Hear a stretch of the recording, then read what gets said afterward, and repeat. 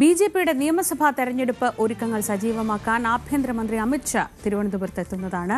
നാളെ സംസ്ഥാന core committee, NDA നേതൃയോഗം എന്നിവയിൽ പങ്കെടുക്കും. തെരഞ്ഞെടുപ്പ് തയ്യാറെടുപ്പുകളും ചർച്ചയാകും. തദ്ദേശ തെരഞ്ഞെടുപ്പിൽ ജയിച്ചവരുടെ സമ്മേളനത്തിലും അമിത്ഷാ പങ്കെടുക്കും.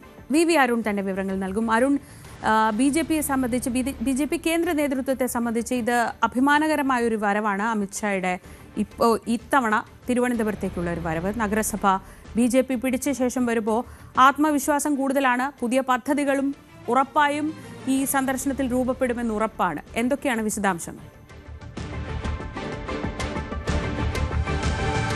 ബിജെപിക്ക് വലിയ ആത്മവിശ്വാസം തന്നെയാണ്. കാരണം ഇതിനു മുമ്പ് നവംബറിലാണ് അമിത്ഷാ ജൂലൈയിലാണ് അമിത്ഷാ തിരുവനന്തപുരത്ത് എത്തിയത്. അന്ന് ഒരു വിഷൻ പ്ലാൻ ചെയ്താണ് ഇവിടെ നിന്ന് അമിത്ഷാ പോയത്. അത് തിരുവനന്തപുരം നഗരസഭ പിടിക്കണമെന്നുള്ളതായിരുന്നു. മറ്റൊന്നുകൂടി ഉണ്ടായിരുന്നു, 25% വോട്ട് തദ്ദേശ തെരഞ്ഞെടുപ്പിൽ പിടിക്കണമെന്ന് കൂടി വലിയൊരു ലക്ഷ്യം മുന്നോട്ട് വച്ചു. അമിത്ഷാ അത് പലപ്പോഴും മാധ്യമങ്ങളോട് സംസാരിക്കുമ്പോൾ, ന്യൂസ് 18 അടക്കം സംസാരിക്കുമ്പോൾ അക്കാര്യങ്ങൾ പറഞ്ഞിരുന്നതുമാണ്. പക്ഷേ ആ ലക്ഷ്യത്തിലേക്ക് എത്താൻ BJP കഴിഞ്ഞില്ല. വലിയ തിരിച്ചടി ആ വോട്ട് കണക്കിലുണ്ടായി. അങ്ങനെ വരുമ്പോഴും തിരുവനന്തപുരം നഗരസഭ പിടിച്ചെടുക്കുന്നത് വലിയ നേട്ടമായി തന്നെ BJP ഉയർത്തിക്കാട്ടുന്നു. കഴിഞ്ഞ ദിവസം BJPയുടെ സംസ്ഥാന അധ്യക്ഷൻ രാജീവ് ചന്ദ്രശേഖർ പറഞ്ഞത്, അമിത്ഷാ ജൂലൈയിൽ വന്നപ്പോൾ മുന്നോട്ട് വെച്ചത് മിഷൻ 2025 ആയിരുന്നു. ഇപ്പോൾ വരുമ്പോൾ വയ്ക്കാൻ പോകുന്നത് മിഷൻ 2026 ആണ്. അതായത് നിയമസഭാ തെരഞ്ഞെടുപ്പിൽ വലിയ മുന്നേറ്റം, അതിനുള്ള തന്ത്രങ്ങൾ ഒരുക്കാൻ തന്നെയാണ് അമിത്ഷാ ഇന്ന് രാത്രിയോടുകൂടി തിരുവനന്തപുരത്ത് എത്തുന്നത്. നാളെ അദ്ദേഹം രാവിലെ പത്മനാഭസ്വാമി ക്ഷേത്രം സന്ദർശിക്കും. അതിനുശേഷം NDAയുടെ BJPയുടെ സംസ്ഥാന കോർ കമ്മിറ്റി യോഗത്തിൽ അദ്ദേഹം അഭിസംബോധന ചെയ്യും. അവിടെയാകും എങ്ങനെയാകണം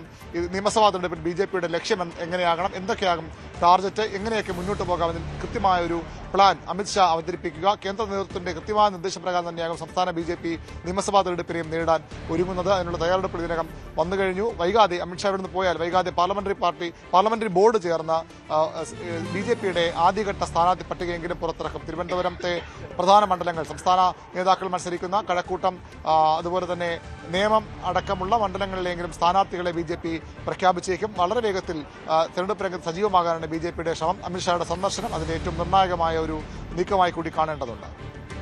VV അരുണാണ് വിവരങ്ങൾ. കൂടുതൽ വാർത്തകൾക്ക് News 18 Keralam YouTube channel subscribe ചെയ്യുക.